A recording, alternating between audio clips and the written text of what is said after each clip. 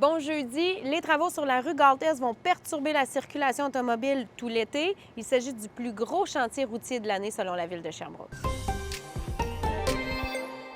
C'est à compter de lundi prochain que les travaux vont s'amorcer. Donc, la rue Galtès qui sera fermée aux voitures entre la rue Bowen-Sud et le boulevard La Vigerie de lundi jusqu'à la fin octobre. Il y a le pont Joffre également qui sera fermé à la circulation automobile, quant à lui, à compter du 25 juin. Je vous dis ça, je vous dis rien. Peut-être un secteur à éviter dans les prochains mois.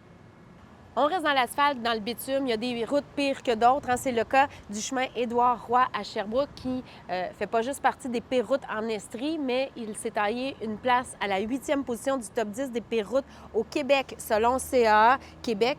C'est un palmarès qui est voté par les Québécois. Il est aussi ce chemin en première position donc du palmarès estrien. Et si on jette un coup d'œil justement au palmarès qui nous touche particulièrement, il y a le chemin Georges Vallière qui s'est taillé une place en 2e position. Comme l'an dernier, suivent la rue des Marguerites, le chemin Hamel, la rue Rodrigue, le chemin Godard et la rue Sherwood. Et dans le palmarès estrien, la seule route qui n'est pas située à Sherbrooke, c'est la rue Maple à Sutton.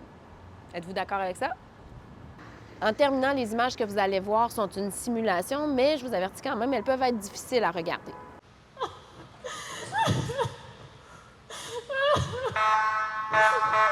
Ça se passait à la polyvalente d'East Angus où, en collaboration avec la Sûreté du Québec, on a simulé un accident causé par l'alcool au volant et ça a marqué les jeunes. On utilise une stratégie qui est une technique un peu d'impact, donc ça va être quelque chose qu'ils vont vivre d'intense pour leur faire prendre conscience des dangers de la conduite là, en état d'ébriété. Je m'attendais pas à ce qu'il y ait autant de monde qui soit touché, que ça marche autant. Moi, j'avais pas pris. Je pensais pas être capable de pleurer, puis finalement, ça y est allé, là.